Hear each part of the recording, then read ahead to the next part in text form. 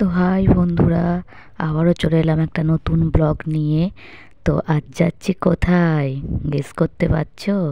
নবদ্বীপ। তো চলো, ব্লগটা দেখতে থাকো, সাথে থাকো, পাশে থাকো, আর আমার সাথে তোমরাও নবদ্বীপ ঘুরতে চলো। তো রাস্তায় বেরিয়ে পড়েছি, দেখতে পাচ্ছ বন্ধুরা, যাচ্ছি আমাদের জয়গোপালপুর গ্রামের রাস্তা দিয়ে রানাঘাট স্টেশন যাব। তো স্টেশনে প্রচুর ভিড় ছিল বলে ভিডিও করতে পারিনি, একদম ট্রেনে উঠে পড়েছি। ট্রেনে ভীষণ ভিড়, এখন সবাই নাকি কৃষ্ণনগর, নবদ্বীপ, মায়াপুর যাচ্ছে, তাই এত ট্রেনে ভিড়।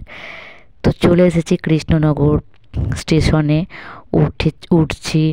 বুঝতে পারছো, প্রচুর সাইডে প্রচুর লোক, আর এই যে তোমাদের দিদি, আমি একটুখানি এন্ট্রি নিলাম কৃষ্ণনগরে। তো এই বুঝতেই তো পারছো যে সংসার করে করে মানে একটু যদি বাঁধা গরু ছাড়া পায় কেমন হয়, ঠিক তেমনই কোনো হাউস ওয়াইফ যদি একটু কোথাও বেড়াতে যায় না, তার মনটা মনে হবে যেন কোনো কাছে পিঠে জায়গাটা তার কাছে যেন মনে হবে স্বর্গ। বেশি দূর সিকিম, তোমার পাঞ্জাব যাওয়ার দরকার নেই, আমাদের এইটুকু জায়গায় যথেষ্ট, তাই না বন্ধুরা? তো ছেলে অনেক দিন ধরে পরীক্ষা হয়ে গেছে, বলছে মা মায়াপুর চলো, নবদ্বীপ চলো। ও তো কৃষ্ণ ভক্ত, গোপাল ভক্ত, তোমরা জানো।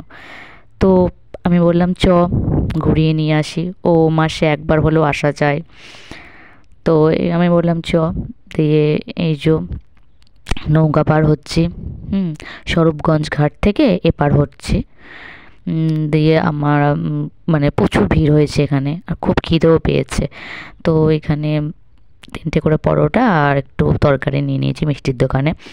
আমি বললাম যে দেখ, ঠাকুর দর্শন যখন করতে যাচ্ছি একটু নিরামিষই খাই, আসার সময় না আঁশ খাবো, কোনো অসুবিধা নেই, কিন্তু মন্দিরে উঠবো, পুজো তো দিতে হবে, তাই জন্য একটু মিষ্টির দোকানে খেলাম। আর এই দেখো, এই যে ওখানে সব গোপুরা আছে, এক একটা মন্দিরে আমরা উঠেছি, আমরা টোটো নিয়ে নিয়েছিলাম।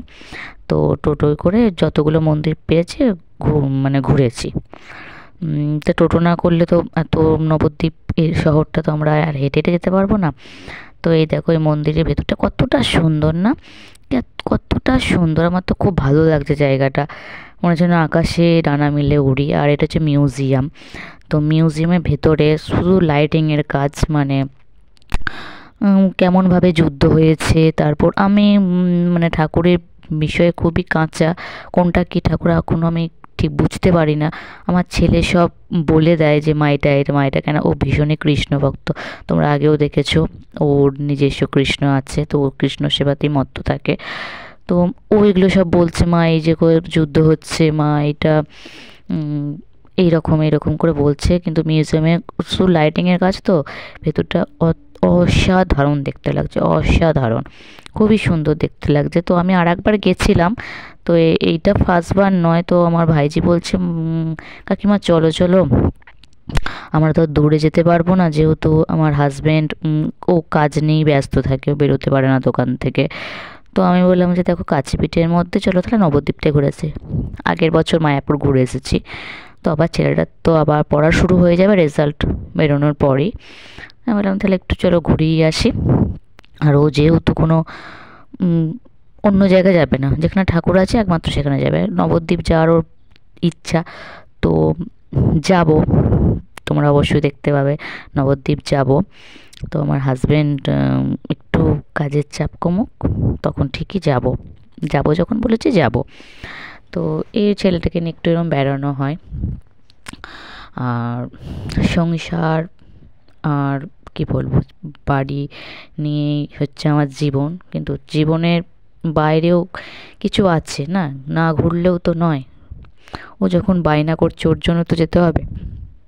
তো রান্না বান্না করে বেরিয়ে পড়েছিলাম এই 12টার সময়। তো এই ঘুরছি মিউজিয়ামের ভেতরটা অসাধারণ, তোমরা দেখতে পাচ্ছ যতগুলো পেরেছি মিউজিয়ামে, মানে প্রচুর ভিড় ঠেলাঠেলি হচ্ছে। তো তো যতটা পেরেছি আমি ভিডিও করার চেষ্টা করেছি। এটা হচ্ছে মনসাতলা। তো এটা হচ্ছে মনসা ঠাকুর, এখানে জানি না এখানে কী ঠাকুরগুলো, তোমরা বন্ধুরা বুঝতে পারবে, কমেন্টে বলো কী কী ঠাকুর, বুঝতে পারছি না। তো এটা হচ্ছে সোনার গৌরাঙ্গ, তো লেখা আছে, তো সোনার গৌরাঙ্গ লেখা আছে মানে সোনার গৌরাঙ্গ অবশ্যই আছে উপস্থিত। তো এখানে মন্দির, এখানেও খুব সুন্দর, সবই তো গোপাল, নবদ্বীপ মানেই গোপাল কৃষ্ণ এইসব নিয়ে।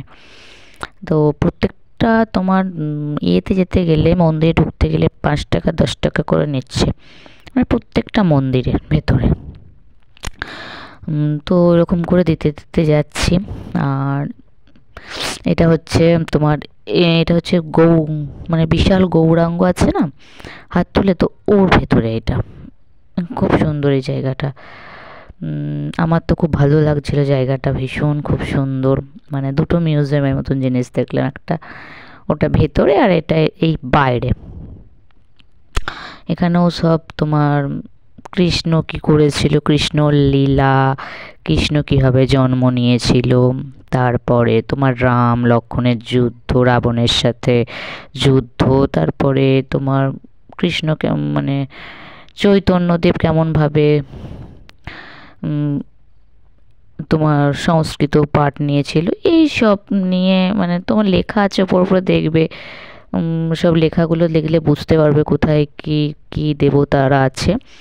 তো অনেক দেবতা তো ঠিক বুঝতে পারছি না, তো লেখা আছে, তুমি লেখাগুলো দেখে দেখে আপনারা পড়বেন জিনিসগুলো কি। তো আমি যতটা পেরেছি ভিডিও করার চেষ্টা করেছি, অতটাই করে এনেছি, কেননা সুন্দরভাবে তো আর হচ্ছে না, কেন ঠেলাঠেলি ভিড়ে তো আমাকে দাঁড়িয়ে দাঁড়িয়ে তো ভিডিও করতে দেবে না, কেন তাদের প্রবলেম আছে, তারাও ভিডিও করছে, এবার আমি তো একা নই। তো বুঝতেই পারছো বন্ধুরা, তো আপনারা একটু দেখে নেবেন, দেখে নিয়ে আপনারা কমেন্টে বলবেন কোনটা কি কৃষ্ণলীলা, কোনটা কি ঠাকুর, আমাকে কমেন্টে অবশ্যই জানাবেন। আর ভিডিওটা প্রথম থেকে শেষ অবধি দেখলে পুরো নবদ্বীপটাই আমার মতন ঘুরবেন আপনারা, কেউ স্কিপ করবে না ভিডিওগুলো, খুব মন দিয়ে দেখো। প্রত্যেকটা ঠাকুরকেই আমি তুলে এনেছি, তো প্রত্যেকটা ঠাকুরই আছে, ফোনের মধ্যে আছে, তোমরা একটু দেখে নিও। আর বলো কমেন্টে যে কোনটা কি।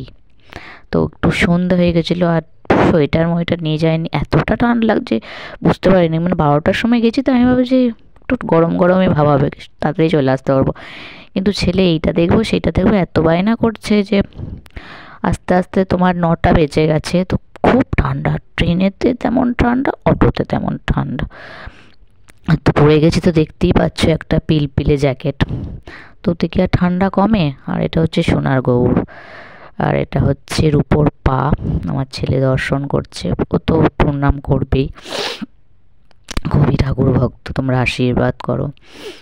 আর এটা হচ্ছে সোনার গৌরাঙ্গ, খুবই সুন্দর একটা মানে দৃশ্য। আর এটা হচ্ছে অদ্বৈত অদ্বৈত মন্দির, অদ্বৈত দেবতার মন্দির। তো এইখানে দেখতে পাচ্ছ কি সুন্দর ঠাকুরটা দাঁড়িয়ে আছে, আমাকে ভালো লাগছিল। আর এইটা হচ্ছে এখানে একটা মনসা ঠাকুরের মন্দির হচ্ছে, মানে ঠাকুর পুজো হবে এইভাবে একটা হচ্ছে, কি বুঝতে পারছি না কি হচ্ছে, বাট দেখছি তো করছে কাঠের। আর এইটা হচ্ছে তোমার জগন্নাথ দেবতা, আমি একটু প্রণাম করলাম, আমার মনের আশাটা আমি জানালাম যে যেন পূরণ হয়, তাই একটু জগন্নাথকে প্রণাম করছি। আর এটা হচ্ছে তোমার পুরোমাতলার মন্দির। ভিডিওটা দেখতে থাকো, বাই।